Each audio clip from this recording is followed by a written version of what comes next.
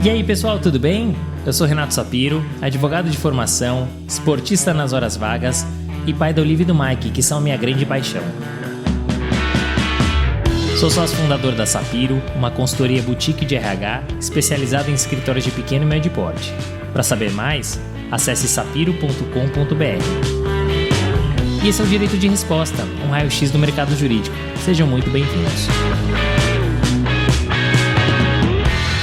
Esse é um podcast leve e informal, onde falaremos com os principais personagens desse meio sobre carreiras, tendências e curiosidades. E esse é um podcast quinzenal, então já sabe, temos um encontro marcado segunda sim, segunda não.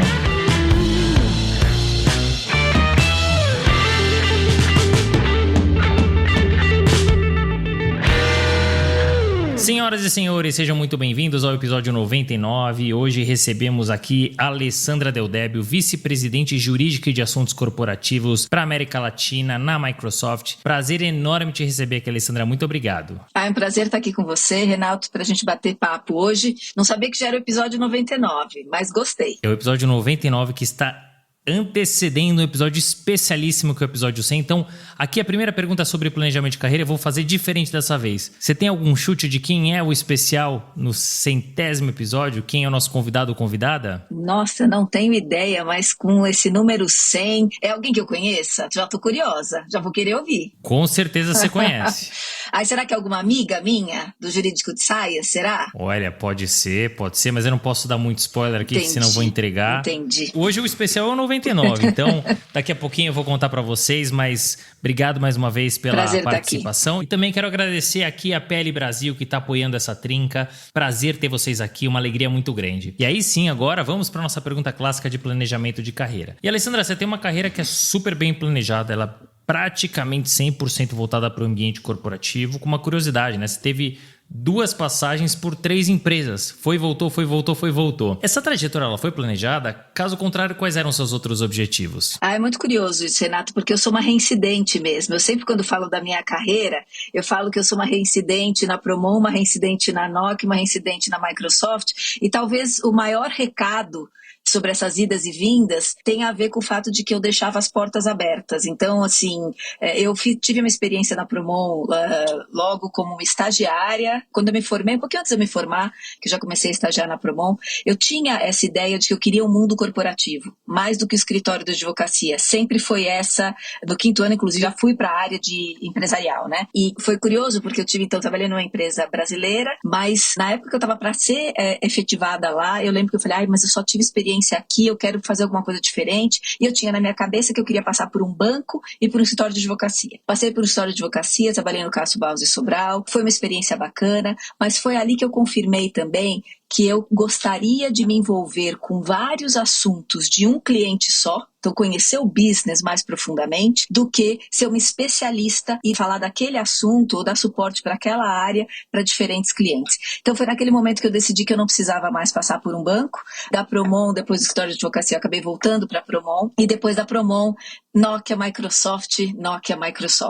Nessas idas e vindas, talvez não planejadas exatamente, mas sempre com essa visão de que era o mundo corporativo e cada vez mais um mundo de tecnologia e de IT, que foi por onde eu acabei passando toda a minha carreira. E isso me gera muita curiosidade, porque é tão incomum esse movimento de voltar, mesmo que você deixe as portas abertas, né? Não é tão comum um profissional fazer esse movimento de retornar. Alguns dizem porque o ciclo já fechou ou ele foi fechado de forma forçada. Alguns dizem que quebra o elo de confiança.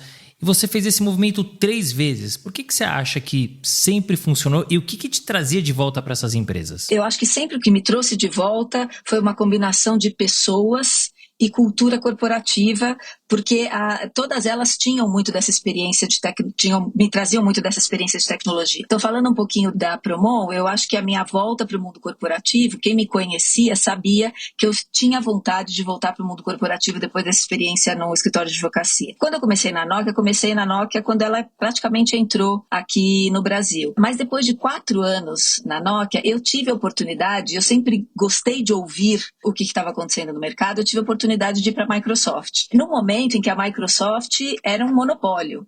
Então, a gente tinha várias questões de competição, a gente tinha a questão de software proprietário, software livre, mas naquele momento que eu estava na Microsoft, talvez o maior desafio é que eu tinha uma dificuldade de negociar contratos. Por quê? Porque o contrato é aquele contrato padrão, você não tinha muita liberdade, então eu sabia que o meu tempo de Microsoft não seria tão longo naquele momento.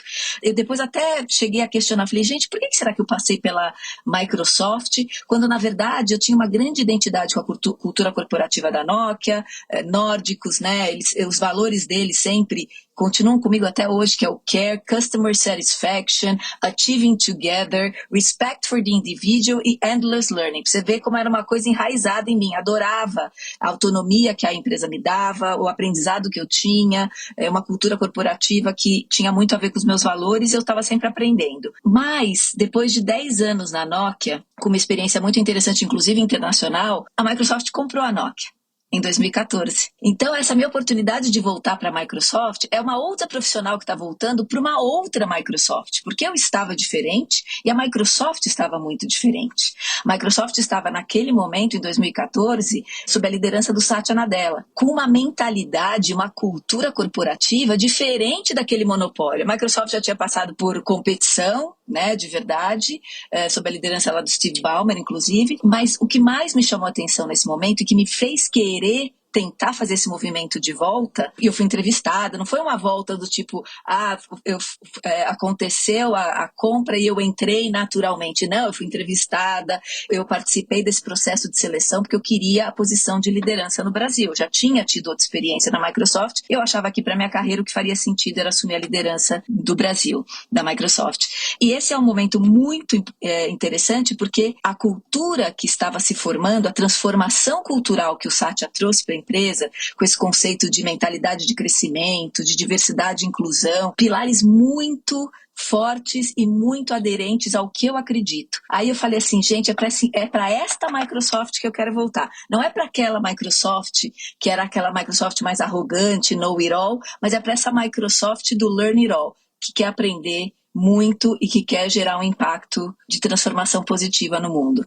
E é muito legal se colocar dessa forma, a gente vai chegar lá, mas mesmas empresas, mesma profissional, com a evolução das empresas e com a evolução da profissional. Então não era no final do dia nem as mesmas empresas, nem a mesma profissional, né? Isso que é o bacana. E é nesse episódio isso que vai ser legal, você contar dessa gangorra e de como você evoluiu, como as empresas evoluíram. Vou dar um passinho atrás. Vamos falar um pouquinho da tua faculdade. Quando que você decidiu que era direito? Vou ser super sincera. Na verdade, eu desde muito pequena sempre tive um senso de justiça gigantesco. E aí eu fui crescendo e um pouco por talvez exclusão, porque eu não sou uma pessoa de exatas, sempre fui uma pessoa de humanas, mas eu fiquei muito em dúvida entre administração e direito. Não é que eu falei assim, nossa, eu sou uma apaixonada pelo direito, eu quero entrar nisso. Mas eu sempre pensei que a administração não me permitiria advogar e a advocacia me permitiria administrar, em alguma medida. Então, eu acho que eu fui para o direito com um pouco desse racional e muito do meu senso de justiça. Quando eu fiz o primeiro ano da faculdade, eu descobri que justiça e direito não são sinônimos. E aí ficou muito claro para mim que eu ia ter que exercer esse meu senso de justiça, não necessariamente só através do direito, mas como uma executiva numa empresa. Então eu acho que as empresas pelas quais eu passei me permitiram dessa plataforma de exercício, um pouco desse propósito de justiça que eu sempre carreguei comigo. E é interessante porque tem muita gente que faz direito que fica nessa indecisão em relação à administração e o direito. E a tua visão que você traz como o advogado poder administrar é bastante interessante, faz total sentido. Por falar inclusive em formação, né? Você tem uma formação bastante forte, né? Você tem uma graduação interessante, você tem diversas pós-graduações, inclusive uma delas aqui, não vou me arriscar a dizer o nome, mas é na Sorbonne. E eu queria entender, Alessandra, o quanto que essas especializações, e principalmente pensando nessa especialização em Paris, né, ou seja, uma vivência fora do país, te ajudaram no desenvolvimento da sua trajetória profissional e para você se tornar a referência que você é hoje? Eu não sei se eu sou uma referência, mas na verdade... é? Mas na verdade o que é bacana, eu acho que dessa abertura para o aprendizado é um pouco da minha filosofia. Eu acho que a gente está aprendendo sempre e tem que continuar aprendendo, tem que continuar estudando. Eu acho que essa mentalidade de mais conhecimento, mais experiência é o que dá essa bagagem, os recursos para a gente conseguir ser uma profissional, uma pessoa melhor. Não é só uma profissional melhor, não. Acho que é uma pessoa também. Esse curso que você está falando especificamente foi até um curso curto que eu fiz na Sorbonne, junto com o Cornell. Era um curso de negociação de contratos, porque essa foi dentro do direito, essa área de negociação de contratos sempre foi uma área que me atraiu muito. Depois eu fiz GV, fui para Direito de Economia da Empresa. Eu sempre gostei de abrir as possibilidades.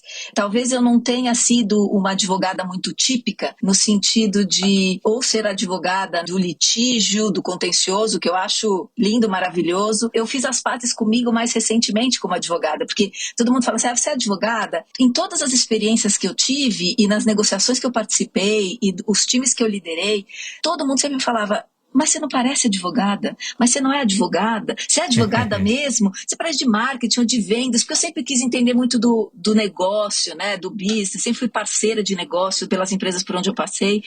Então é muito curioso olhar para essa formação que eu vejo que tem bastante do jurídico, mas também tem um complemento de entender desse mundo corporativo de uma maneira mais ampla e mais estratégica e não só com a formação essencialmente jurídica. Isso é super interessante. Eu sempre bato um papo com os advogados, porque a formação jurídica é o que você falou, o advogado ele pode administrar, mas a faculdade em si ela tem muito a se atualizar e muito que ser melhorado. A gente precisa trazer a nossa faculdade para os dias atuais.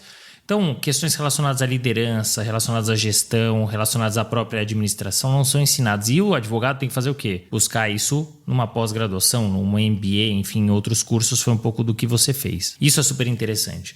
Agora, falando em tempos de inteligência artificial, que é tão polêmico e tal, e a gente vai entrar um pouco nesse assunto, mas vamos fazer uma viagem no tempo e voltar alguns anos atrás, lá em 1998, quando o Brasil foi vice-campeão mundial, perdendo lá pra França. Aí eu tava na França, em Paris, e vi esse jogo. Que triste. Eita, aquele 3-0, Zidane que acabou com a gente. Muito triste. Mas tivemos muita sorte, hein? A gente viu 3 finais consecutivas. Faz tempo que a gente não passa de fase, né? Das quartas de final. Mas brincadeiras à parte, você pegou, Alessandra, uma Nokia recém-chegada no Brasil. Então ela não é o que ela é hoje, pelo menos aqui. E eu me recordo, inclusive, que era o começo de um novo mercado. Mercado dos celulares. Que, inclusive, me corrija se eu estiver errado. O Nokia é aquele que tinha um joguinho da cobrinha, não é isso? Eu amava de paixão. Exatamente. E eu me lembro até que eu ganhei celular, era um celular da Nokia, era o mais conhecido de todos. Então você entrou numa empresa mundialmente conhecida, mas que aqui no Brasil era praticamente uma startup, e num novo mercado. É um mercado completamente diferente. Como é que foi essa mudança, né? Sair de uma Promon e ir para uma empresa gringa, recém-chegada no Brasil, num novo mercado? E tem alguma história bacana dessa época para contar? Tem muita história boa, Renato. Eu sou uma apaixonada pela Nokia, eu falo até hoje, e quando eu comecei, era uma startup mesmo, eu me lembro como se fosse hoje a primeira entrevista com o Edward Fernandes, que acabou se tornando um grande amigo meu. Então era um executivo que era presidente da Nokia naquela época, tinha 33 anos, um americano que veio para cá, então, para abrir essa startup aqui. E eu lembro dele falar um português ainda muito arranhado, e ele me perguntava, ele falava assim para mim, eu não queria advogados na empresa, não queria advogados, mas agora me obrigaram a ter um advogado interno. Eu falei assim, nossa, obrigada, estou me sentindo super bem-vinda nessa entrevista.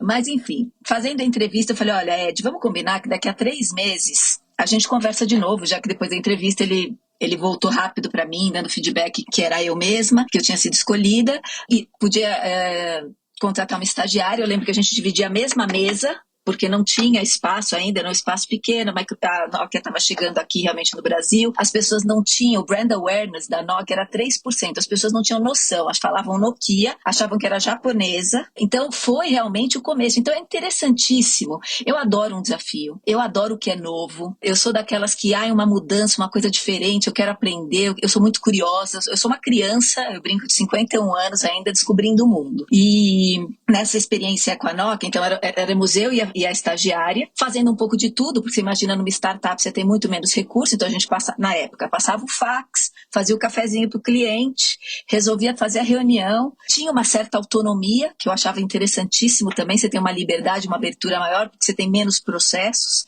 menos burocracia ainda. Então foi um momento de bastante crescimento, bastante aprendizado, as conexões, nós éramos um time muito pequeno, que se conectava muito, que se ajudava muito uns aos outros, e eu me lembro de 3 meses depois o Ed voltando e falando assim: Ale, eu preciso firmar esse documento, vê se eu posso firmar esse documento. Eu falei, pois é, Ed, assim, me tornei então uma advogada que virou parceira do negócio. Acho que desde lá eu venho carregando isso muito forte como parte do meu DNA. Desse período, principalmente quando a gente fala desse mercado de celulares, e a Nokia, de fato, ali, de uma empresa que tinha pouco conhecimento, como você bem trouxe, talvez para líder, um dos líderes, né, desse segmento. Tem alguma história curiosa de bastidores desse período? Então, olha, a Nokia nessa época tinha, então foi o que eu te falei, 3% de brand awareness e tinha, só que ela foi se tornando, com o tempo, no tempo que eu fiquei lá, ela chegou a ter 40% de market share global. Uau. E a gente quando você chega nessa posição de liderança, uma coisa curiosa que acabou acontecendo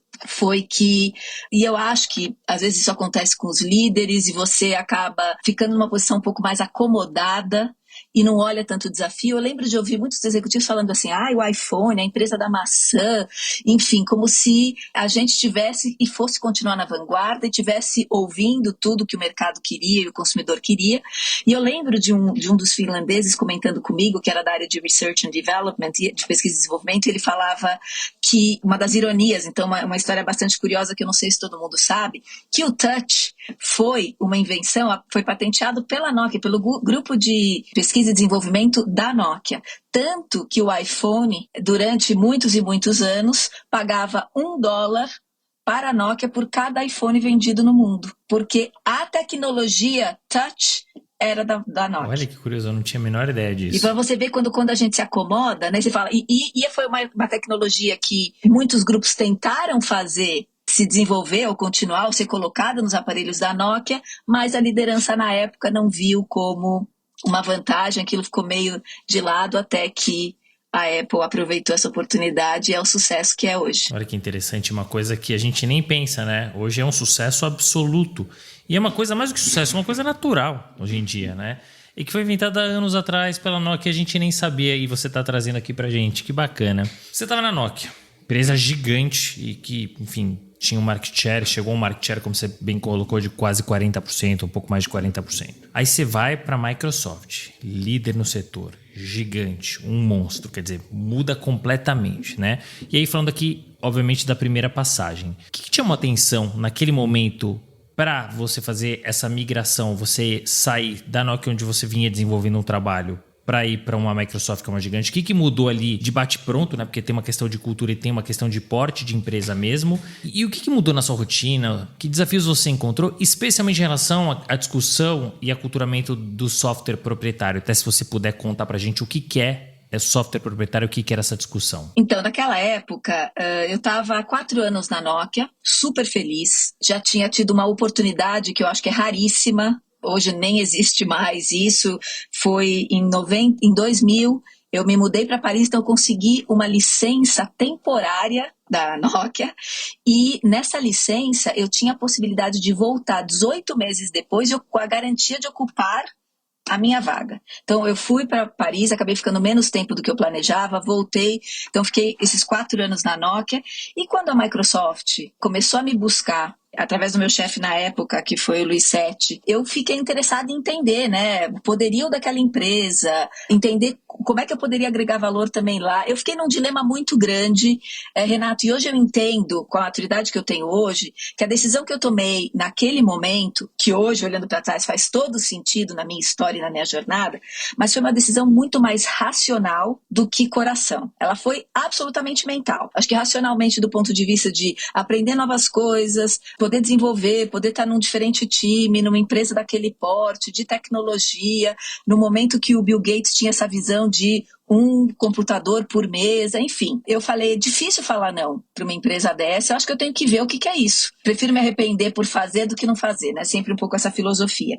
E foi uma experiência super interessante. Mas eu confesso que foi um pouco desse choque, para mim, cultural, entre a cultura corporativa da Nokia e a cultura corporativa da Microsoft, que tinha muito mais essa competitividade dos números, dessa busca por um monopólio em que você não precisa se desenvolver tanto ou melhorar tanto, porque você, enfim, se os clientes querem usar o seu produto, eles acabam aderindo a determinadas condições. Então, aquilo era o meu desafio dentro do jurídico. Eu acho que em outras áreas talvez o desafio não fosse tanto, mas para mim me incomodava eu não poder negociar contratos, que era uma das coisas que eu amava, porque a cláusula era aquela e não dava para mudar nem a vírgula.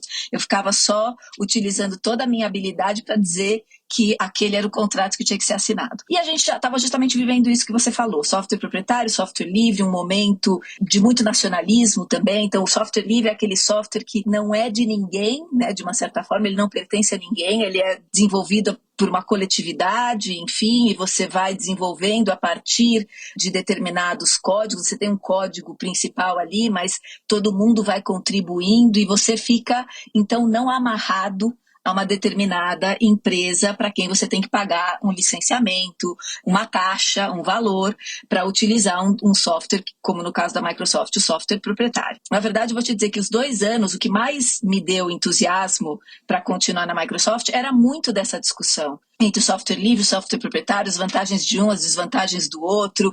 Conheci Sérgio Amadeu na época, tantas discussões que eu acho que enriqueceram, assim, dos 2 lados, sinceramente, eu acho que enriqueceram essa discussão de propriedade intelectual, de desenvolvimento de software, mas eu fui picada de novo pelo bichinho da Nokia, logo na sequência, depois de 2 anos de experiência na Microsoft, e eu achei que não dava para perder essa oportunidade de ser recebida de novo, voltar para casa um pouco, que era essa experiência que eu queria voltar a ter no mundo da Nokia, onde eu achei que naquele momento da minha carreira eu teria mais espaço ainda para crescer, para me desenvolver e para contribuir. Quer dizer, você foi para a Microsoft pela razão, voltou também pela razão, mas mais até pelo coração, né? Voltei mais pelo coração. E aí é curioso isso, porque eu tenho um amigo headhunter bastante conhecido, Robert Wong, que foi presidente da Korn Ferry há muitos anos atrás, e eu nunca me esqueço que ele falou, olha, Lei, quando você tiver uma decisão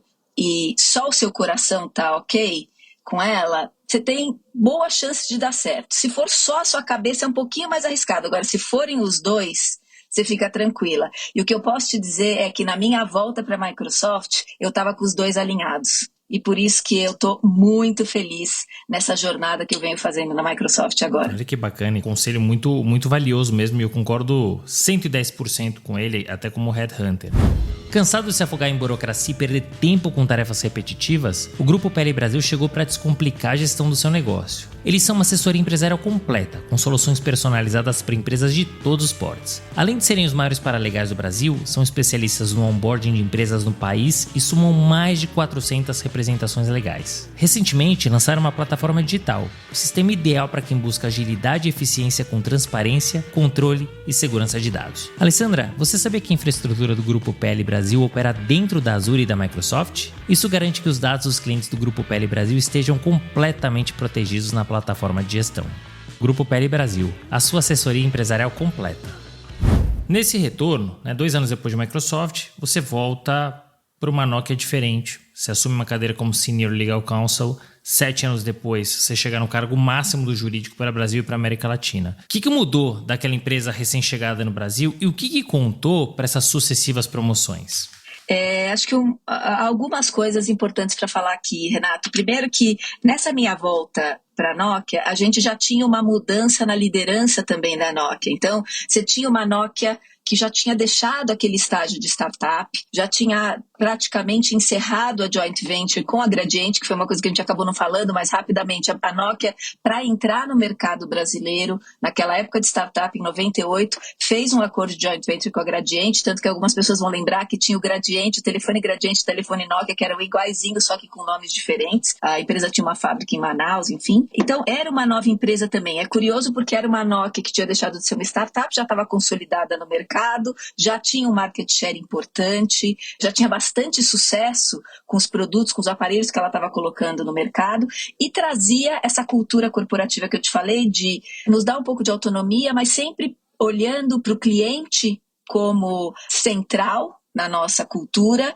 a questão do coletivo, do trabalhar junto, né, que é o Achieving Together, que eu acabei mencionando. Então era sempre esse senso de coletividade. O Endless Learning, que não tá mais atual do que isso, impossível, uma coisa que eu sempre acreditei, uma filosofia minha, você não para de aprender, você tem que continuar aprendendo. E o respeito pelo outro, que tinha muito a ver também com essa diversidade e inclusão que a Nokia trazia no DNA dela. Então eu acho que a Alessandra, que tinha passado pela Microsoft, tinha também se desenvolvido e aprendido muito mais sobre o mercado de tecnologia e tinha tido oportunidade de lidar com times, traz um pouco dessa bagagem de volta para essa nova Nokia. Mas eu vou te contar uma coisa curiosa. Eu me lembro muito da entrevista que eu fiz em Londres com um dos maiores líderes na minha carreira. Eu brinco que tem uma Alessandra antes do Jorma Vartija e uma Alessandra depois do Jorma Vartija, que foi um chefe meu na Nokia no passado. Ele pediu para me entrevistar porque ele queria entender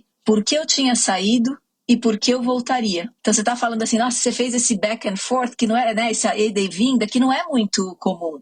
Realmente não é. E ele queria entender por que eu tinha deixado a Nokia naquele momento e por que eu queria voltar. E eu acho que na minha conversa com ele ficou muito claro que eu queria continuar aprendendo e aprendendo alguma coisa nova que eu fui buscar na Microsoft. E aí, quando eu senti que aquele ciclo no jurídico da Microsoft tinha, pelo menos naquele momento, se encerrado, eu me senti pronta para voltar para a Nokia nessa outra condição, mais preparada, e sempre ressaltando a cultura corporativa que, assim, eu te desafio, Renato, se você conhecer mais pessoas que trabalham na Nokia, você vai ver brilho nos olhos de quem passou por essa empresa, porque é uma grande família, eu brinco. Isso é o mais legal, porque isso é cultura, né? Talvez não esteja escrito de forma clara, mas esse brilho no olho, no final do dia é a cultura, e isso é muito bacana. E mostra que você fez o movimento correto, você ficou 7 anos lá, foi crescendo até chegar ao cargo máximo dentro do jurídico, né? E não só para o Brasil, para a América Latina também.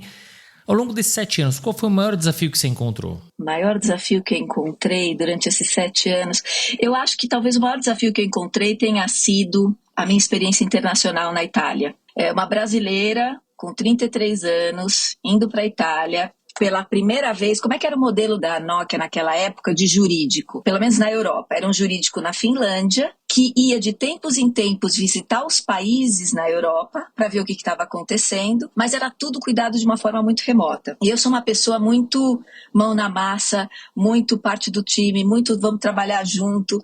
E eu me lembro, então, do Jorma, que eu já citei aqui, me ligando e falando, olha, Lê, eu preciso de alguém com teu perfil, para botar um pouco de ordem na casa lá, porque não dá mais para ficar nessa ida e vinda, a gente precisa ter alguém do jurídico cuidando de Itália, Portugal e Espanha, fazendo aquele negócio crescer, mas também olhando de uma maneira total para o negócio, em termos de integridade, em termos da nossa cultura mesmo, e dando apoio para eles nas negociações contratuais. Pensa, eu não conhecia legislação lá de fora. Eu tinha tido um pouco de experiência na França, mas não tinha trabalhado efetivamente, né? Tinha prestado alguns serviços para a Nokia remotamente quando eu estava na França, mas não era o engajamento tão grande.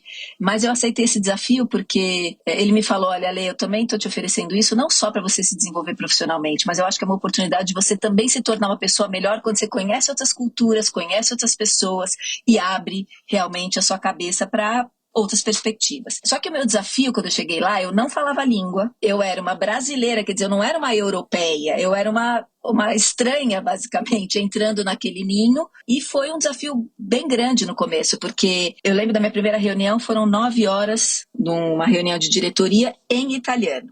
Lógico que todo mundo acha que sabe italiano e a gente consegue realmente acompanhar muito de várias conversas, mas eu saí de lá com muita dor de cabeça, porque eu fazia questão de interromper em alguns momentos, perguntar alguma coisa em inglês, porque eu falei assim, eu não vou fazer esse negócio fácil para eles não, eu vou participar, eu vou fazer pergunta, eu vou interromper, porque se eles não tiveram a gentileza de fazer essa reunião em inglês, que era a língua oficial da Nokia, porque eles querem, sei lá, me intimidar ou qualquer coisa, não vão conseguir, porque eu vou aqui ficar às 9 horas. Eu só falei, olha, eu realmente não falo italiano, não vou entender uma série de coisas, mas as que eu entender e tiver dúvidas, eu vou perguntar, vocês me desculpem, e vou interromper. E foi uma conquista eu conquistei a confiança deles, mas foi um processo bastante desgastante. Eu decidi que nos primeiros 3 meses eu ia aprender italiano, eu estava lá sozinha, lembro que eu comprei uma televisão, peguei um professor de italiano e falei, vou na cara de pau,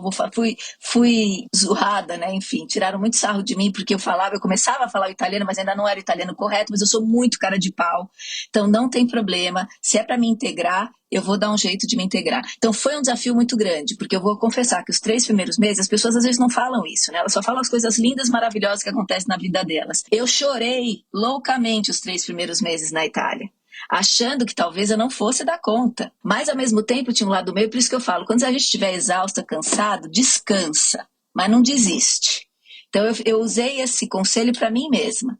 Então, eu baixei a bola, depois acabei me conectando com uma outra pessoa, você vai começando a encontrar aliados nessa jornada e consegue seguir. Eu tenho excelentes amigos hoje, tive diferentes oportunidades de realmente trazer resultados importantes, receber esse feedback super positivo, mas não foi uma tarefa fácil, foi um processo de pelo menos 1 ano, até que realmente eu fosse aceita nesse novo ambiente, e depois de 2 anos não queriam me deixar sair de lá.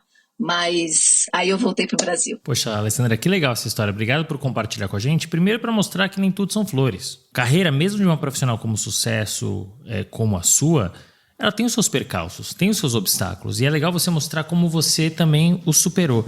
E mais do que isso, porque você teve um plus, né, a cerejinha do bolo, que é uma brasileira em solo europeu, numa empresa europeia, para gerir europeus. Então, olha a complexidade. E tem muito do brasileiro ter aquela pecha de se sentir o patinho feio. Muito pelo contrário, né? E você estava lá para mostrar que, de fato, o brasileiro ele é muito competente. Prova disso é que eles não queriam te deixar ir embora, né? Mas muito legal você dividir com a gente, porque eu acho que é isso que é legal da gente mostrar para os ouvintes. E vai ser dolorido, mas e se você tivesse desistido? Né? Onde é que você teria chegado? Né? O que você estaria fazendo? Eu me recordo, né, entrevistando comigo, eu me recordo que eu tinha 2 meses como headhunter e eu passei por uma situação bem, bem complicada que eu quase desisti. E 14 anos depois eu tô aqui. E se eu tivesse desistido? Foi duro? Foi muito duro, né? Mas eu segurei as pontas como você segurou as pontas. E a coisa acabou acontecendo. Então, muito obrigado por dividir com a gente. Depois você acabou voltando para o Brasil, né? Então, em 2014, falamos lá da Copa de 98, nem vamos falar da Copa de 14, né? A boa filha casa torna, né? E você reinicia sua trajetória na Microsoft e já de cara assumindo uma posição super importante de VP jurídico e de assuntos corporativos, né?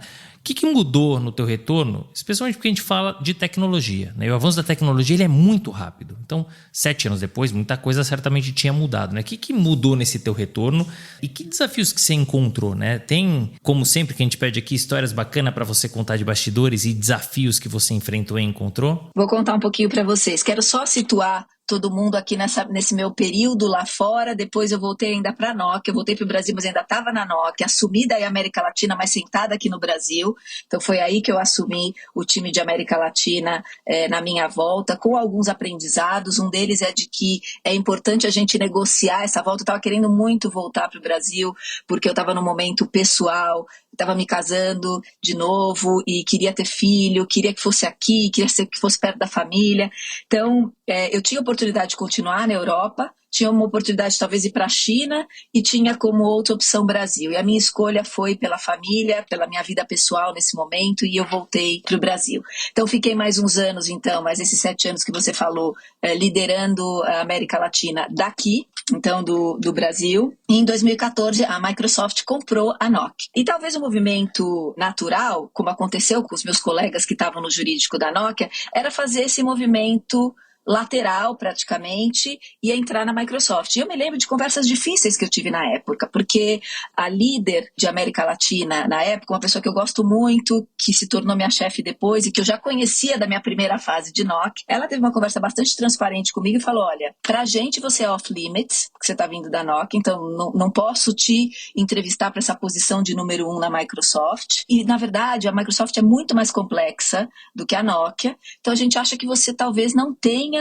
total experiência para esta vaga que a gente está hoje aberta, que era de vice-presidente jurídico de assuntos corporativos, que era uma vaga maior do que existia no passado do jurídico. Então, eles subiram um pouco o degrau para essa vaga que foi criada dentro da Microsoft. E eu falei, olha, te agradeço muito pela transparência que você está falando comigo, vou falar com a nossa CLO dentro da Nokia, porque a vaga que me interessa na Microsoft é esta. Para fazer um movimento lateral, para mim hoje não interessa. Eu já conheço a Microsoft, eu já sei como é que são os processos, eu sei o que me espera, enfim. E nesse momento eu estava fazendo um outro processo de seleção e continuei nesse processo de seleção. Mas a CLO da Nokia na época falou com o CLO da Microsoft só para falar, olha, a Alessandra provavelmente não vai fazer essa transição porque ela é off-limits, não pode concorrer para essa vaga, então ela, só estou avisando, ela vai ficar até o máximo possível, mas não vai concluir a transição. E foi quando o CLO da Microsoft falou, não, mas por que ela é off-limits? Não, quero ela no processo, vamos fazer esse processo. Então por isso aqui eu falo, quando a gente quer muito alguma coisa, eu acho que vale a pena a gente ser muito transparente e ao mesmo tempo, né, honesta, íntegra, não estava fazendo nada diferente do que... Estava sendo bastante honesta em todas as minhas conversas, mas eu realmente acreditava que eu tinha o perfil para aquela vaga. No final das contas, eu fui entrevistada, nos 45 do segundo tempo, a gente está falando de futebol o tempo todo, nos 45 do segundo tempo, o processo já estava super avançado, a gente fica sempre tendo aquelas conversas de bastidores, eu sei que um outro candidato já estava para receber a offer, eu apareci ali, e o único pedido que eu fiz, eu falei, olha, se for para entrar no processo, eu só peço para que seja um processo, para que seja correto, não seja para inglês ver, se vocês vão me colocar só para me satisfazer, não vamos perder nem o meu tempo, nem o tempo da Microsoft. Agora, se for de verdade, para realmente fazer a entrevista e me considerar efetivamente, perfeito. E se eu não ganhar, não tem problema nenhum. Eu só quero que esse processo seja realmente me considerando como uma potencial candidata. No final das contas, eu fui selecionada, fiquei muito feliz com essa oportunidade e deste começo, confesso que, é lógico, eu entrei na Microsoft e a expectativa era de que talvez viesse alguém mais sênior do que eu, mais velho. E esse sênior sempre falando em idade. E aí eu tenho um jeito muito informal, talvez eu falava, gente, é o seguinte, posso não ter, quer dizer, eu tenho cabelo branco, é que eu tinjo. Então, assim, eu tentei de muitas formas conseguir entrar e acolher, mas eu confesso que esses meus primeiros momentos na Microsoft foram desafiadores, porque... Eu entrei num time que não tinha expectativa, talvez. Tinha uma expectativa, tinha sido prometido para eles uma coisa e eles receberam outra. Então, eu passei por alguns momentos de ajuste importante nesse início. Aprendi muito, aprendi sobre pick the battles, né? Escolher quais eram as batalhas que realmente eu queria enfrentar. Eu decidi que a minha essência, eu continuo sendo, eu me adapto. Consigo me adaptar às mudanças, consigo me adaptar às necessidades diferentes do time, mas a minha essência é a minha essência. Então, aquelas coisas que eu acredito, que é trabalhar em equipe, que é um ajudar o outro, realmente esse é o senso de time, é um aprender com o outro. Então, isso eu não abro mão. Então, foram ajustes que aconteceram nesse início, porque tinha, inclusive, pessoas da Nokia entrando, eram times novos ali se juntando, culturas diferentes. Foi um choque essa integração, tanto que essa integração, no final, nem aconteceu, né? A Nokia, no final, o Satya Nadella fez um write-off da aquisição da Nokia, porque esse foco em telefones, né, foi uma onda que a Microsoft acabou perdendo, e não só perdendo, quando ela tentou entrar de novo nessa onda, não era realmente, não fazia parte da estratégia nova do Satya Nadella, isso ficou muito claro. Então, algumas pessoas da Nokia continuaram em diferentes lugares do mundo, mas o business da Nokia deixou de existir dentro da Microsoft. Foram inúmeros aprendizados, né, nesse sentido, principalmente para mim como líder, a importância de uma comunicação transparente e a importância de você colocar o seu tom, né, e o seu estilo de liderança, a sua filosofia desde o início, sabe? Acho que isso foi uma coisa bastante importante. E hoje eu acho que eu mais do que colhi os resultados dessa jornada dentro da Microsoft, porque o time do Brasil é um time espetacular, é um time que eu tenho muito orgulho. Eu sou aquela pessoa que sou parte do time. Eu falo que eu circunstancialmente estou numa posição de liderança, liderando esse time, mas a gente está junto. Então, para mim, essa sensação de construir junto é maravilhosa. E agora eu estou herdando um time também na América Latina que só me dá alegrias e com quem eu aprendo muito e que eu tenho certeza que eu vou conseguir também imprimir muito dessa liderança transparente, dessa troca e desse espírito de equipe, de colaboração, que é o que eu realmente acredito para o mundo corporativo. Não é a regra, mas eu sou daquelas que ainda acredito que a gente precisa difundir cada vez mais esse espírito do coletivo, da colaboração e do humano dentro das corporações. Sem dúvida, é absolutamente fundamental. E você, dentro da sua história, trouxe muitos ensinamentos. Porque você tinha o não, e você podia se acomodar com o não. Falar, não, beleza, tá bom, vou buscar outra coisa. Mas você queria, e você buscou o sim. E você conseguiu, sim. Poderia também não ter conseguido, mas você iria ficar tranquila, com paz no coração de... É isso. Fiz. Né? Não deu, paciência. Tentei. A gente não consegue todas, mas se é uma coisa que você quer muito, acho que vale a pena tentar. Porque você imagina se você não tentasse, puxa, estaria remoendo até hoje, e se eu tivesse tentado? Você tentou, não deu paciência, deu maravilha, né? Então, é muito legal você contar isso. E você traz duas outras coisas na sua resposta que me geram muita curiosidade e dúvida. Primeiro, você fala de liderança. E a gente fala um pouco de faculdade de Direito. Na faculdade de Direito, sem dúvida nenhuma, a gente não aprende a ser líder. Onde que você aprendeu? Como que você desenvolveu a tua liderança? Que conselhos que você pode trazer para os nossos ouvintes que precisam desenvolver esse skill tão importante no mercado de alta performance como o nosso? Acho que o primeiro, Renato, funcionou para mim, então eu sempre falo, essa palavra conselho, esse dar conselho sempre me deixa naquele lugar meio desconfortável, mas eu vou te dizer o que funcionou para mim. Primeira coisa que eu acho poderosíssima é se conhecer. Autoconhecimento é essencial para gerar autoconfiança, porque aí você sabe naquilo que você é bom, aonde você precisa melhorar, e se conhecer, eu acho que é um grande presente. Se conhecer tem diversas formas de se conhecer. A terapia é uma delas, um desenvolvimento para o lado espiritual é uma outra forma. E eu acho que além desse autoconhecimento muito grande, eu fiz terapia durante muitos e muitos anos, acho que, inclusive para manter a minha sanidade, eu brinco nesse mundo maluco. Mas além da terapia, esses assessments que a gente faz dentro das empresas, os treinamentos, leitura, o dia a dia da empresa, eu acho que é uma coisa também que ajuda muito a você identificar os seus traços, né? Os seus traços fortes. Então, por exemplo, hoje as empresas fazem, seja DISC, Insights, tem uma série de ferramentas nessa área de liderança que mostram para você quem você é, onde estão as suas fortalezas, por onde por exemplo, a sua forma de decidir é mais por fatos, é mais gut feeling, da sua intuição, quais são os seus principais motivadores. Eu acho que é isso. Eu sou uma buscadora, Renato, e essa é uma coisa que eu vou ser, acho que o resto da minha vida. Então, eu busco saber mais de mim, porque eu acho que isso é uma ferramenta que me dá repertório também, e eu busco saber mais dos outros. Eu tenho genuíno interesse nas pessoas.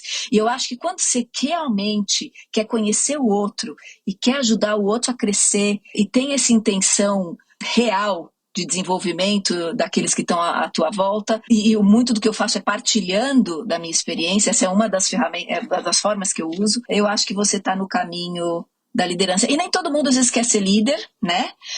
E acho que tudo bem. E líder não é aquela pessoa que está sentada naquela cadeira alta. Porque eu já me senti líder em várias posições que não eram, teoricamente, dentro da empresa de liderança. Então, eu acho que da onde você está, você pode ser líder. E o mínimo que tem que fazer é você ser líder e protagonista da sua vida. Isso eu acho. E não ficar delegando para os outros ou naquele lugar de vítima de falar, isso aconteceu porque fulano não sei o quê, ou porque tal coisa externa aconteceu. Eu acho que a gente precisa assumir esse protagonismo. Da nossa vida, pelo menos. Sem dúvida, Alessandra. Tanto que a primeira liderança é a nossa. Depois você vai liderar pessoas, equipe, empresa, etc. Mas a primeira liderança é a nossa. E a questão do autoconhecimento é absolutamente fundamental. Se a gente não se conhece, como é que a gente vai conhecer o outro? Como é que a gente vai liderar o outro? Então você trouxe, sei que você não gosta muito do termo, mas conselhos valiosos dentro da tua experiência, que eu acho que funcionam e servem de fato muito, não só para o nosso mercado, mas para o mercado como um todo, né? Segunda parte, você trouxe sobre Latam, né? De você ter assumido uma equipe de América Latina. E aí você já tinha tido essa experiência antes na Nokia, mas o fato é que quando você fala de América Latina, você fala de outras jurisdições, outras legislações, outras leis, outra cultura. Como é que você fez e como é que você faz para se adaptar sempre? Porque é impossível a gente conhecer tudo, né? Como é que você faz para poder tocar América Latina sem estar fisicamente nessas estruturas e sendo brasileira formada aqui no Brasil? Primeira coisa, você tem que ter um time bom.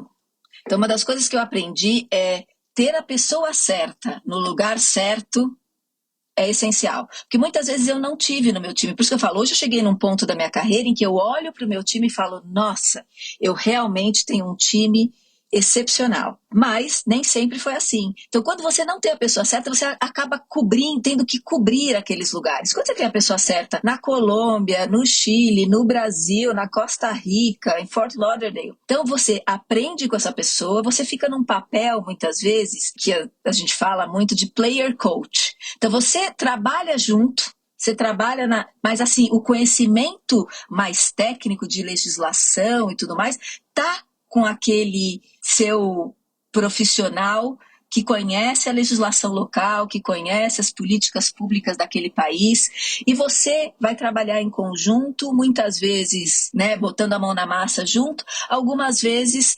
liderando mais dessa forma como um grande coach, né? uma grande técnica aqui que vai direcionando, fazendo as perguntas, incentivando a pessoa, inclusive, a chegar às próprias conclusões, a conseguir encontrar soluções. Então, eu acho que cada vez mais essa posição que eu estou é uma posição bastante privilegiada quando você tem um time que te ensina, um time que é comprometido, um time que você pode confiar. Eu acho que o elemento confiança é primordial, e um time com quem você troca o tempo todo. Então, é isso que eu venho tentando seguir construindo, porque eu já herdei esse time, né? Meu chefe anterior, que hoje está numa outra função, já tinha montado grande parte do meu time, com exceção do time do Brasil que eu fui construindo. E aí você faz um ajuste aqui e acolá, mas hoje olhar para esse time de profissionais e de pessoas, porque além da competência técnica, eu sempre falo que essas escolhas, primeiro porque o técnico, a competência técnica, se a pessoa tem a postura de aprender, se é inteligente, se é determinado, vai aprender. Agora, tem características cada vez mais valorizadas e importantes de caráter, de comportamento, que são o que a gente fala de soft skills, e eu cada vez mais considero skills essenciais, não soft, essenciais para esse mundo que a gente vive, para que a gente consiga gerar esse impacto positivo, trazer os resultados, mas com inspiração, com humanidade, com colaboração, com propósito. Eu acho que isso é essencial, faz toda a diferença. Então, eu procuro aprender, mas eu nunca vou ser mais expert ou especialista que todos eles. E uma outra dica, eu sei que às vezes as pessoas falam isso, parece frase feita, mas é maravilhoso quando você trabalha com gente melhor que você, mais capaz que você, que tem uma perspectiva diferente da sua, porque isso te enriquece, porque senão, isso pode ser um trampolim para você, para o seu crescimento também. Então, é aquela win-win, né? Os dois saem ganhando, os dois lados saem ganhando. E uma coisa diferente que eu fiz agora com esse time de América Latina, porque eu adoro comunicação, eu adoro troca, eu quero que as pessoas compartilhem o que elas estão aprendendo, compartilhem o que está funcionando, o que não está funcionando. Então eu criei grupos de comunicação, seja no nosso Teams, em que todo mundo está se falando. Porque eu tenho esse jeito informal, eu tenho esse jeito acessível, que contribui muito para que essa troca aconteça de uma maneira bastante fluida. Essa é a parte que eu estou mais feliz com o meu time. O tanto que eles estão animados com esse momento novo de IA generativa, quanto eles compartilham artigos que eles estão lendo, o que funcionou aqui, o que eles ouviram ali, é maravilhoso. Mas isso é muito legal, Alessandra. Dá pra ver a tua empolgação, o brilho no olhar, que é o que você falou lá da época na Nokia, né? Aquele brilho no olhar, e eu vejo isso hoje em você, seja em relação à Microsoft, mas acho que principalmente em relação à tua equipe, aos desafios, o que você quer encontrar. No final do dia é isso que vale, né? Porque a gente passa mais tempo trabalhando do que com a família. É né? isso, então, é isso. É importante que você tenha uma família dentro da empresa. E onde você tem a troca, porque tudo bem, você é líder, você tem muito conhecimento, mais bagagem, mais vivência possivelmente. Mas as pessoas têm outro tipo de vivência, outros aprendizados, né? Então é justamente essa troca, e é muito bacana você trazer dessa forma, porque tem muito líder que se coloca ali na função e eu tô aqui em cima e ponto, né? Que é a comparação que o pessoal faz de líder e de chefe. Mas no final do dia, líder não é só isso, né? E o líder é um pouco do que você está trazendo, né? De gerir essa troca, de mútuo aprendizado, de colaboração, de humanização, né? Que é tão importante a gente trazer para as nossas profissões. De conexão. Conexão. Para mim, a palavra-chave é conexão. Não, isso é super interessante. E não acho fazendo jabá não, mas depois você entrar no site, você vai ver que são duas palavras que a gente usa muito, que é humanização e conexão. Porque no final é sobre isso. É sobre pessoas. É sobre pessoas. Você tem toda a razão. Nossa, é por isso que a gente se conectou, tá vendo, Renato? É isso mesmo, é isso aí. Tá explicado. É isso aí. Mas muito bacana e obrigado por dividir com a gente. Você conhece a Sapiro? Nós somos uma empresa focada no mercado jurídico, especialmente em escritórios de advocacia de pequeno e médio porte, e que tem 2 pilares, recrutamento e consultoria. Acabando este episódio, acesse sapiro.com.br e saiba como podemos te ajudar. Agora, falando um pouco da sua carreira como um todo, a gente falou das passagens lá da Promon, da Nokia, da Microsoft. São quase 30 anos de corporativo, né? De 93 até agora.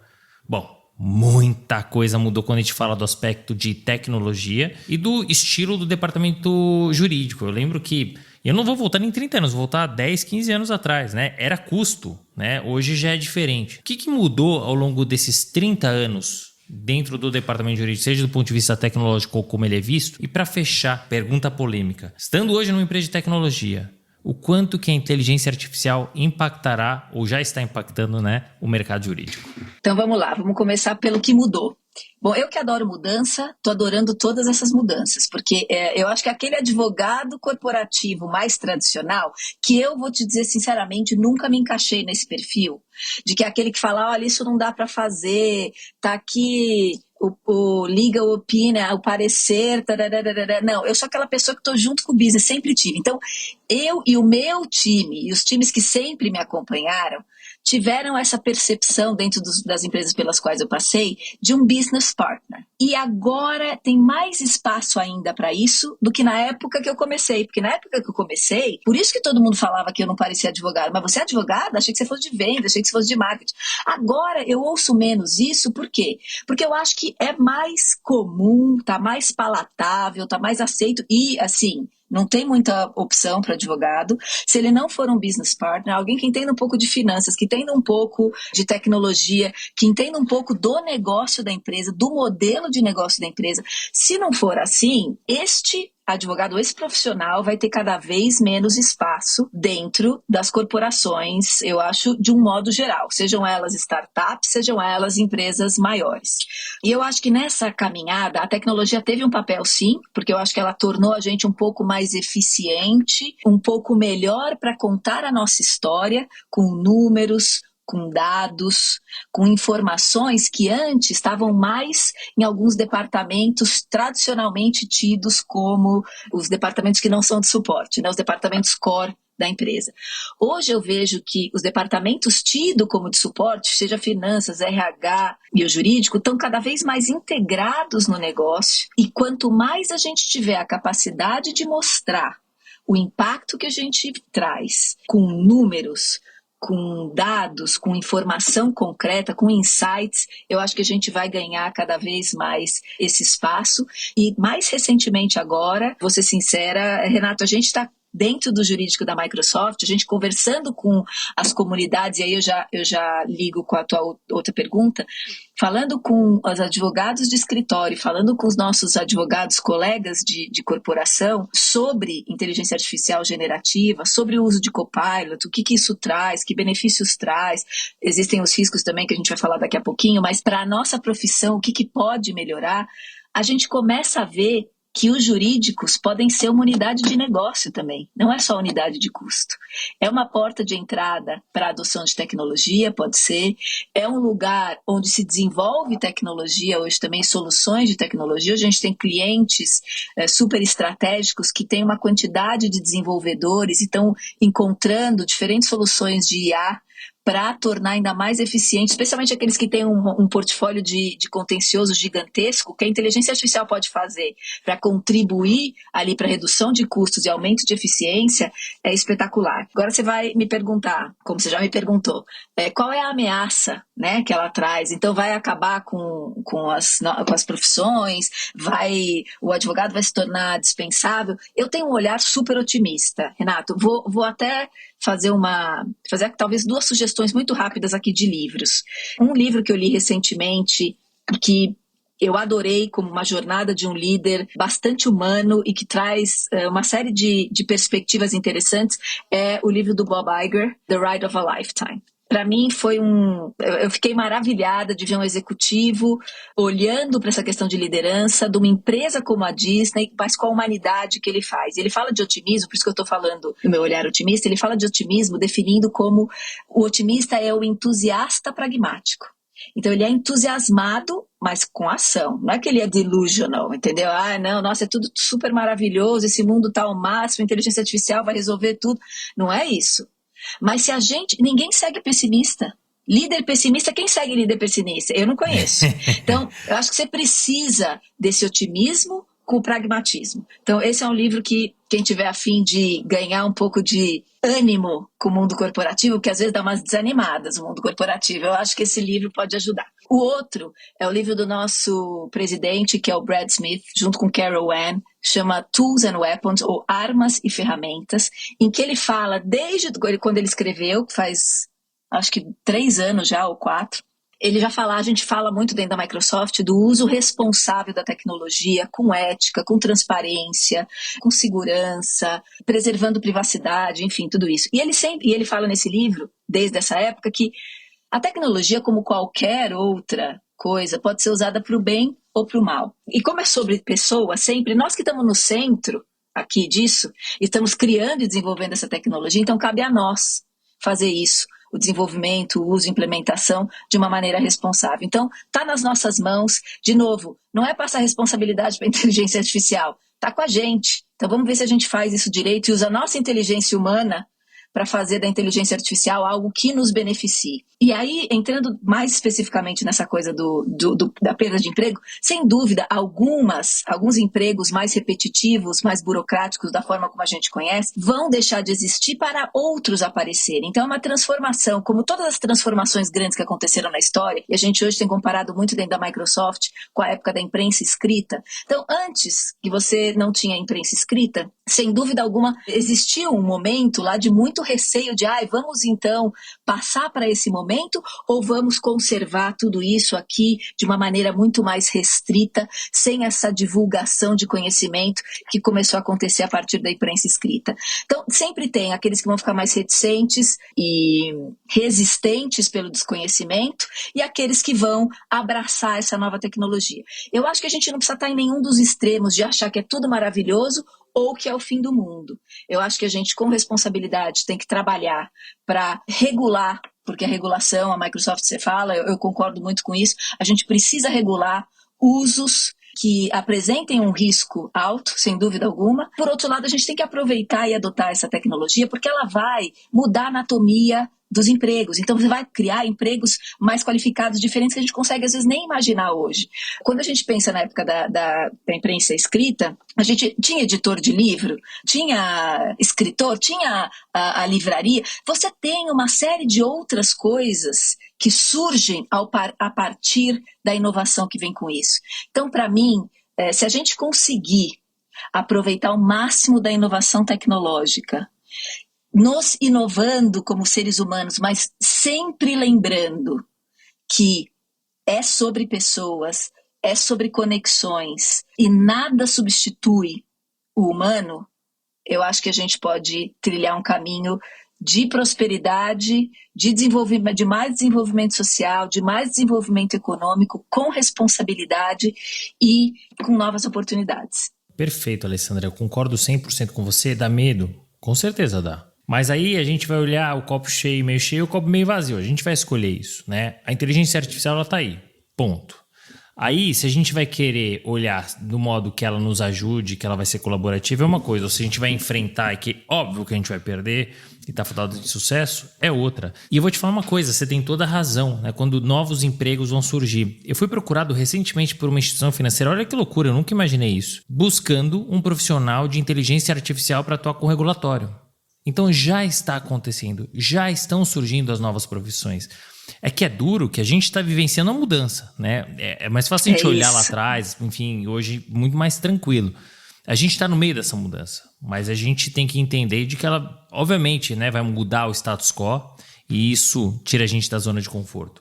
Mas aí é a forma como a gente vai olhar e como é que a gente vai aproveitar, né? Então, obrigado por ter dividido com a gente, 110% de acordo com você. Chegando aqui no finalzinho já da tua carreira, é uma carreira de muito sucesso. A carreira que você trilhou ainda porque tem muita coisa ainda para rolar, mas você já construiu muita coisa bacana. Você acha que você teve que superar mais obstáculos para chegar onde você está por ser mulher? E sendo mãe e uma profissional multipremiada que você é, como fazer para girar tantos pratinhos, né? A profissão e a maternidade. É possível? Se sim, como? Bom, primeiro eu vou começar com é possível conciliar, mas os pratinhos caem.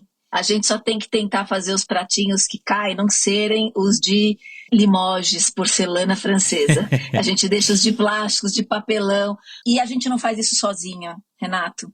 Eu tenho uma gratidão enorme pelo grupo, inclusive de mulheres e homens também, que sempre tiveram ao meu redor, desde os meus pais, até amigas minhas hoje que têm filhos na mesma escola que meu filho, que me ajudam muitas vezes quando eu estou viajando, meu irmão e minha cunhada, as pessoas que trabalham aqui comigo em casa, tem uma moça que trabalha aqui comigo que me ajuda infinitamente. Então, é uma rede de apoio. Sem rede de apoio, a gente não faz acontecer. E tem todas as crises normais que a maternidade e a profissão trazem pra gente. Então, tem momentos que eu me dedico um pouco mais a essa questão profissional. Então, se eu estou viajando, eu não vou conseguir estar com meu filho. Então, eu sei que aquele é o momento que eu vou trabalhar muito, muito, muito mais. Porque eu não tenho como dar atenção para o meu filho se eu estou em outro país, se eu estou fazendo reunião fora. Então, aquele é o momento que eu vou me dedicar mais.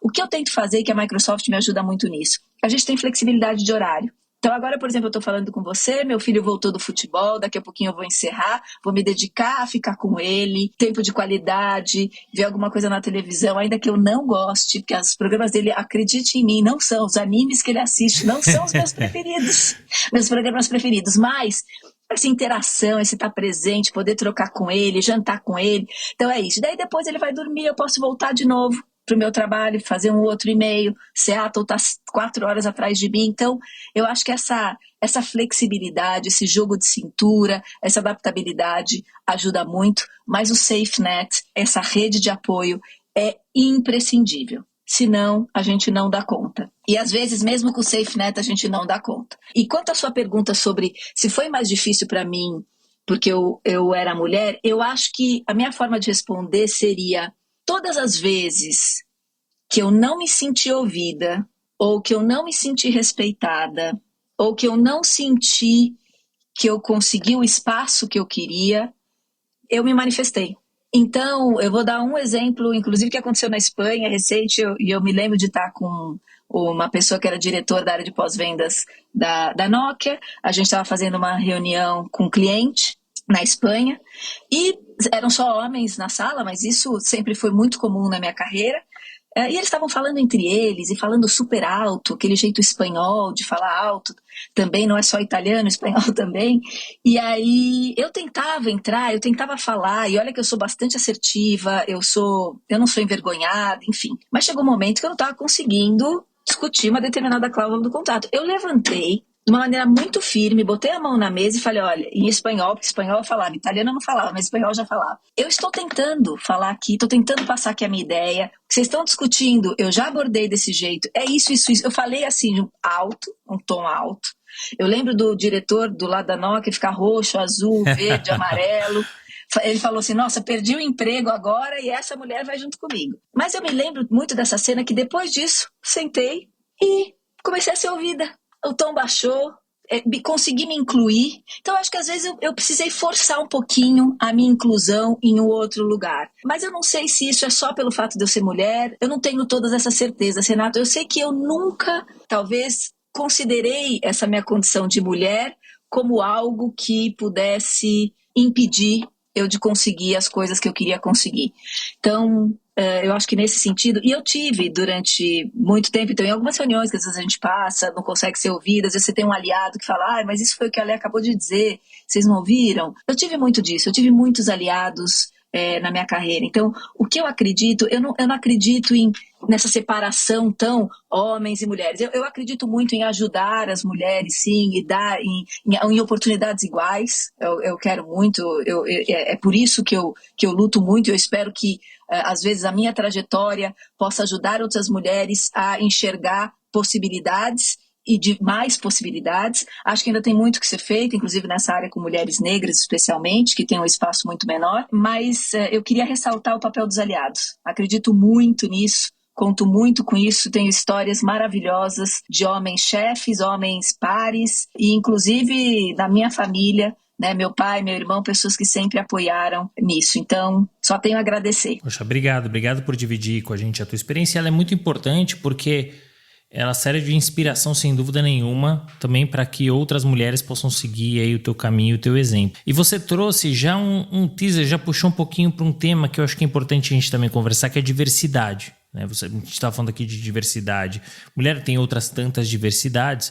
Como é que você enxerga esse tema de diversidade no mercado jurídico? Você acha que os escritórios e as empresas, elas efetivamente colocam em prática? Quais as dificuldades e os benefícios da diversidade no ambiente corporativo ou de escritório de advocacia? Eu acho que a gente tem que olhar para a diversidade, Renato, sem dúvida, a questão do gênero, a questão da orientação sexual, a questão da etnia, todas essas são importantíssimas e a gente precisa trabalhá-las de uma maneira bastante intencional, compartilhar aprendizados, às vezes políticas que a gente tem dentro da empresa que funcionam, que ajudam a atrair mais dessa diversidade, e a questão da acessibilidade também, enfim. Mas eu gosto de olhar a diversidade como a Microsoft propõe, que é uma diversidade ampla, que tem a ver com perspectiva, com background, com crenças, com origem. É uma coisa muito maior do que muitas vezes essa diversidade visível com a qual a gente lida. Então eu acho que existem muitas práticas, muitas iniciativas louváveis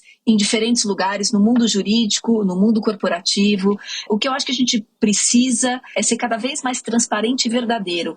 E não só contar as histórias maravilhosas. Eu acho que a gente precisa compartilhar as histórias de inclusões que não funcionam, de insucessos que a gente tem, porque eu acho que a gente traz um aprendizado muito rico quando a gente mostra também aquilo que não está funcionando. Eu acho que tem momentos que a gente consegue avançar de uma maneira mais rápida. Eu acho que a gente ainda não está na aceleração necessária, mas eu também acho que diversidade e inclusão precisa ser uma coisa mais natural, muitas vezes, do que tirar um tempo da agenda ou tirar o momento de março para falar das mulheres. Eu acho que tem que ser algo constante, regular, intencional, rotineiro. E aí eu vou te dar um exemplo de como a diversidade e inclusão entrou na minha vida, de uma maneira muito singela. Não se chamava diversidade e inclusão, mas pensando no meu núcleo familiar, minha mãe, meu pai, eu e meu irmão, eu sempre ouvi, desde muito pequena, a minha mãe dizendo, olha, aqui no nosso núcleo, cada um tem um talento para alguma coisa. Então, se a gente quiser, se a gente se juntar, a gente pode fazer alguma coisa muito bacana. Então, seu pai é bom em, organização, em planilhas. Você é ótimo para ficar escrevendo os cartõezinhos das festas. Eu adoro decorar. Seu irmão organiza super bem, administra. Então, foi com este conceito muito simples que eu aprendi desde cedo que incluir o diferente, que incluir o talento que o outro não tem, a importância dessa complementariedade. Então, para mim, a diversidade não está só nas diferenças mais óbvias do que se fala, mas está nessa complementaridade de talentos e de habilidades e de competências que um time tem e que daí sim vai trazer a alta performance que a gente tanto busca. Poxa, que bacana, que legal essa sua visão, porque no final, diversidade é isso também, não é só complemento, mas os diferentes, eles trazem visões diferentes, vivências diferentes e, portanto, ideias diferentes. E aí, talvez a complementariedade, muito, muito bacana mesmo, e compactua com a tua visão. Claro que tem a diversidade ali patente, que a gente precisa cuidar e olhar com muito carinho, mas tem essa outra diversidade também que é super importante, né? Bom, carreira, você ainda tem muito pela frente, mas já vivenciou muita coisa. Você se arrepende de algo? E até onde você quer chegar? Essa palavra arrependimento é outra que eu tenho dificuldade. Eu vou te falar por quê, Renato. Porque eu acho que às vezes a gente faz desvios ou aquilo que talvez você possa julgar, isso aqui foi um erro, isso foi uma coisa que eu talvez tivesse feito diferente se eu tivesse mais informações ou a capacidade ou o conhecimento que eu tenho hoje. Mas é muito difícil, né? Porque como é que eu faria alguma coisa diferente? Eu fiz o que eu tendo a acreditar é que eu fiz o meu melhor com as ferramentas que eu tinha, com as possibilidades que eu tinha. Então, se eu for olhar para trás, uma das coisas que eu gostaria talvez de ter falado para a Alessandra, mais nova, é que ela precisava encontrar um jeito de colocar limites. Eu acho que a Alessandra, mais nova, hoje ela também às vezes ainda cai nessas armadilhas, mas o falar o não, colocar limites para essa questão de tempo, para disponibilidade, para doação de energia, o que quer que seja. Eu acho que definir os meus limites foi um aprendizado talvez que chegou na minha vida, ou está chegando na minha vida, mais tarde do que eu gostaria, talvez. Mas eu não sei se é um arrependimento, porque eu acho que eu só tive noção da importância de estabelecer limites ao ultrapassá-los no passado. Então foram preços altos, que eu acho que eu paguei, às vezes até com um pouco de saúde aí comprometida, mas eu também tendo hoje a ser um pouco mais gentil comigo mesma, dizendo que tudo isso fez parte dessa jornada de aprendizado. E aí você me perguntou aonde eu quero chegar. Eu não sei aonde eu quero chegar, Renato, eu sei que eu não quero parar. Eu quero seguir aprendendo até o último suspiro. E eu não quero parar de trabalhar, porque eu posso mudar, né, o que eu vou fazer. Então, por exemplo, lógico, eu estou com 51 anos, no mundo corporativo, já como você falou, praticamente 30. Eu não acho que eu vou ficar tanto mais tempo no mundo corporativo. A gente chega num momento que fala, o ciclo corporativo se fechou. Mas eu acho que ainda vou ter muita energia, eu vou querer contribuir, eu vou estar produtiva, eu vou continuar querendo aprender. Eu sou muito animada com a vida em geral. Então, eu já comecei a pensar nesse meu futuro. Então, hoje eu estou fazendo um curso de conselheira na Sampo, né, o ABPW, e aprendendo, me conectando com outras mulheres e outras histórias e outras experiências, então aprendendo muito nesse sentido e aprendendo conteúdo diferente também. Então eu acho que essa pode ser uma outra opção de carreira que em algum momento se abra para mim, mas eu não sei aonde eu quero chegar, eu sei que eu não quero parar. E posso te falar, é uma ótima resposta e faz sentido, é um ótimo objetivo também, né, porque você define muito onde você quer chegar, né? Chegou, acabou, né? Agora, quero continuar trabalhando, quero continuar produtiva, quero continuar sendo desafiada, né? E eu tenho um norte, eu tenho uma ideia que eu quero seguir aqui, de repente, como conselheira. Ótimo! Então, aí você vai desenvolvendo como você está trazendo, porque de fato, assim, a gente está vivendo muito mais. Então, a gente hoje tem um perfil e uma força diferente para trabalhar também muitos mais anos, né? E até uma idade muito mais avançada. Então, poxa vida, quantos mais anos, né, você vai ter ainda de trabalho? 30? Com certeza mais 30, talvez 40, 50, quem sabe.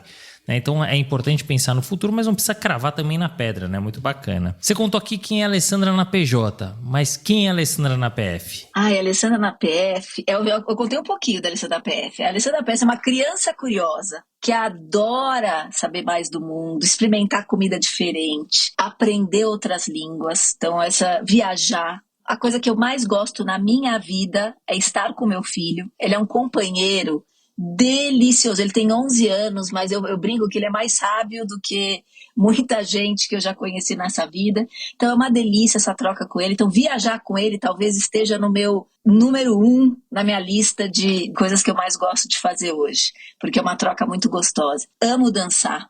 Amo. A dança está na minha vida desde sempre. É a minha forma de meditação e de conexão. Amo cantar. Tenho uma banda, então hoje eu canto também. Então eu acho que adoro ler, adoro cinema. Sou uma pessoa interessada em muitas coisas da vida. Eu acho que é isso, eu sou uma entusiasta da vida. Eu acho um privilégio estar aqui. Adoro essa jornada. Brinco que eu quero ficar aqui um tempão, bem, com saúde, mas quero ficar aqui ainda um tempão para aprender muito, conhecer muita coisa, muita gente. E como eu te falei também, amo pessoas. Então, acho que é a coisa que mais... Comportamento humano, gente, é uma coisa que me instiga muito. Poxa, que bacana também conhecer um pouquinho, você já tinha trazido mesmo um pouco, mas conhecer um pouco mais também da Alessandra na pessoa física. E essa pergunta é uma pergunta nova da 5ª temporada que eu gosto muito, porque mostra um pouco de quem são esses profissionais referência, né? Que tem essa capa, né, do grande profissional, da referência, e mas que também tem uma pessoa ali por trás, né? E que tem seus desejos, seus gostos, seus hábitos, seus hobbies. Então, obrigado por dividir com a gente. Agora, para fechar esse bate-papo tão bacana, e eu sei que você não gosta desse termo, mas que conselho para fechar você traria para os nossos ouvintes? Então, uma das coisas que eu quero falar sobre esse futuro, né? Então, olhando para frente. Além do autoconhecimento que eu já falei, eu acho que é investir na gente, então é se conhecer muito.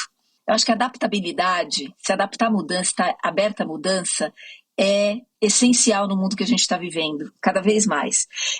Não é comprometer seus valores, não é abrir mão da sua essência, mas eu acho que um nível de adaptabilidade é importante para a sobrevivência, como dizia Darwin. Não é só uma questão, não é ser o mais inteligente ou ser o mais forte, é ser o mais adaptável. Eu acho que o mundo pede isso da gente, adaptabilidade. Pede curiosidade, eu acho que ser curioso, buscar as informações, perguntar, querer aprender, eu acho que é muito importante. Ser corajoso. O líder, eu acho que cada vez mais, se você está buscando a liderança, é ser corajoso. Mas corajoso, as pessoas logo pensam, coragem, então eu tenho que desbravar, eu tenho que sair com a espada na mão, brigando com o mundo. Não, eu acho que a coragem, se a gente olhar para a etimologia da palavra, é agir com o coração. A gente precisa usar muito mais nosso coração. Mente, os executivos são habilíssimos na utilização da mente. O meu convite é para que os executivos e nós, cada vez mais, em posição de liderança, utilizemos o nosso coração, enxerguemos aqui, e hajamos com o coração. Então essa é a coragem que eu quero convidar. Curiosidade, adaptabilidade, essa abertura do coração para agir com coragem e continuar aprendendo sempre, sempre. E sendo otimista, eu sei que eu sou super criticada por ser otimista. Gente, mas vale a pena nesse mundo. Eu acho que a gente consegue trazer muita gente conosco e mudar um pedacinho, pelo menos, sabe? Se a gente fizer a nossa parte, eu acho que se cada um fizer a sua parte, a gente vai ficar num mundo bem melhor. Juntos. Esse é sempre o meu lema. Juntos. Sozinho, não vale a pena. Poxa, que conselho, que conselhos para fechar esse bate-papo tão bacana. Olha, muito obrigado. Agradecer primeiro o apoio do Grupo PL Brasil, sua assessoria empresarial completa que está apoiando aqui esse episódio tão bacana. Agradecer você, Alessandra. Olha, sua história ela é muito legal, tem muito insight, ela é uma inspiração. Parabéns pela sua trajetória. Muito obrigado por ter compartilhado com a gente e tantos... Vai colocar dicas, que você não gosta de conselho. Tantas dicas valiosas, tantos insights importantes. Muito obrigado pela generosidade, por ter compartilhado conosco. Acho que isso é muito importante, essa sua colaboração. Foi um grande prazer te receber aqui no Direito de Resposta. Obrigado. Obrigada, Renato. Um prazer compartilhar, estar aqui com vocês hoje. Obrigada mesmo. Esse episódio foi patrocinado pelo Grupo PL Brasil, a sua assessoria empresarial completa. Fim de papo. Se você gostou, recomenda para seus amigos. Se não, fala comigo que eu quero te ouvir. Até a próxima.